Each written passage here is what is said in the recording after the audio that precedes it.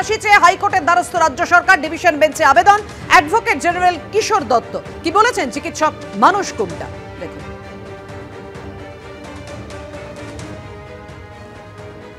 সত্যি সত্যি আমরা চূড়ান্ত হতাশ হয়েছি, এটা আমরা বলতে পারি, এবং একই সঙ্গে বলতে পারি যে এটা কিছুতেই মন থেকে মেনে নেওয়া যাচ্ছে না। কিন্তু এটাও ঠিক, তারপরে আমাদের রাজ্য সরকার তারা যে বিবৃতি দিয়েছে সেই বিবৃতিতে সত্যি কথা বলতে এটা আমাদের দ্বিচারিতা বলেই মনে হয়েছে। তাহলে ঘটনার পরের দিনই যারা ওই বলেছিল এটা আত্মহত্যার ঘটনা, যারা এফআইআর করতে 12 ঘন্টা সময় লাগিয়েছিল, যারা হচ্ছে চিকিৎসার জন্য এমার্জেন্সিতে নিয়ে যায়নি বা সিপিআর দেয়নি, যারা হচ্ছে ওই সেমিনার রুমের পাশের ঘরটা ভেঙে দিয়েছিল এবং সমস্ত রকমভাবে তথ্য প্রমাণ লোপাট করে পুরো ঘটনাটাকে আড়াল করার চেষ্টা, ধামাচাপা দেওয়ার চেষ্টা করেছিল, তাদের বিরুদ্ধে কোনো ব্যবস্থা কিন্তু এই প্রশাসন নেয়নি। ফলে তাদের পক্ষে এখন হঠাৎ করে হচ্ছে ফাঁসি চাই এইটা বলা মানেই হচ্ছে তারা তাদের দ্বিচারিতা প্রমাণ হচ্ছে। শিয়ালদা আদালতে সিবিআই এর জমা দেওয়া রিপোর্টে ছত্রে ছত্রে উল্লেখ করা হয়েছে কিভাবে ওই নৃশংস ঘটনা ঘটিয়েছে কলকাতা পুলিশের civic volunteer Sanjay Roy. CCTV ফুটেজের পাশাপাশি ঘটনার দিন সঞ্জয়ের মোবাইল ফোনের লোকেশনও ওই সময় আরজিকর মেডিকেলে ছিল। ঘটনাস্থল থেকে বাজেয়াপ্ত ব্লুটুথ হেডফোন সামনে রাখতেই সঞ্জয়ের ফোনের সঙ্গে কানেক্ট হয়ে যায়। নিহতের শরীর থেকে সংগৃহীত লালা ও ঘটনাস্থলে পাওয়া চুলের নমুনাও মিলে যায় সঞ্জয়ের নমুনার সঙ্গে।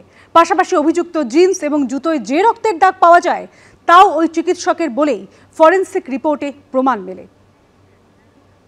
আরজিকর মেডিকেলের চিকিৎসকের ধর্ষণ খুনের দোষী সাব্যস্ত সিভিক ভলান্টিয়ারকে আমৃত্যু কারাদণ্ডের সাজা দিয়েছে আদালত। কিন্তু আদালতে দাঁড়িয়ে সঞ্জয় রায় দাবি করেছে কিছু না করেই সে দোষী প্রমাণিত হয়েছে। যদিও শিয়ালদা আদালতে সিবিআই এর জমা দেওয়া রিপোর্টের ছত্রে ছত্রে উল্লেখ করা হয়েছে কিভাবে ওই নৃশংস ঘটনা ঘটিয়েছে কলকাতা পুলিশের সিভিক ভলান্টিয়ার সঞ্জয়। সল্টলেকে কলকাতা পুলিশের 4 নম্বর ব্যাটালিয়নের ব্যারাকে থাকত সে। আরজিকর মেডিকেলে পুলিশ কর্মী এবং তার পরিবারের সদস্যদের চিকিৎসা পরিষেবা পেতে সহযোগিতার দায়িত্ব ছিল সঞ্জয়ের উপর। সেই সূত্রেই আরজিকর মেডিকেলে যাতায়াত ছিল। চার্জশিটে সিবিআই বলেছে 8ই আগস্ট দুপুরে অন্য এক সিভিক ভলান্টিয়ারের সঙ্গে মদ্যপান করে সঞ্জয়। তারপর সে চলে যায় আরজিকর মেডিকেলে। রাত 10:45 নাগাদ ফের ওই সিভিক ভলান্টিয়ারকে আরজিকর মেডিকেলে ডেকে পাঠায় সঞ্জয়। হাসপাতাল থেকে বেরিয়ে আবার চলে মদ্যপান খাওয়া দাওয়া। সেখান থেকে কালীঘাটের যৌনপল্লীতে যায় দুজনে। সঞ্জয় শুধুমাত্র মদ্যপান করে। তারপর রাত 3:20 নাগাদ দুজনে আরজিকর মেডিকেলে ফিরলেও আরেক সিভিক ভলান্টিয়ার সঙ্গে সঙ্গেই বেরিয়ে যান। ভোর রাতেই এক রোগীর খোঁজ নিতে ট্রমা কেয়ার বিল্ডিং এর দোতলায় যায় সঞ্জয়। সেখানে রোগীর পরিবারকে খুঁজে না পেয়ে এমার্জেন্সি বিল্ডিং এর 5 তলায় যায়। ভোর তখন 4:03।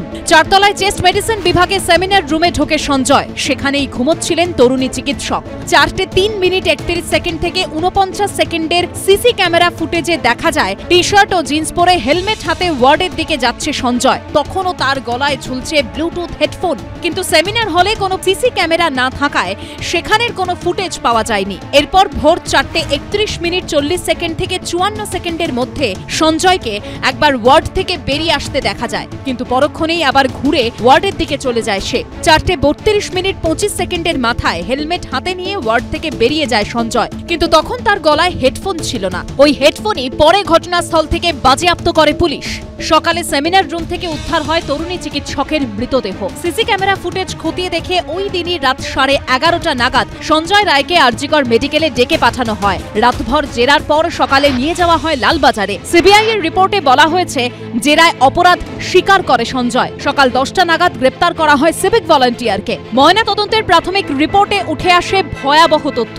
চিকিৎসকের সারা শরীরে অসংখ্য আঘাতের চিহ্ন মেলে।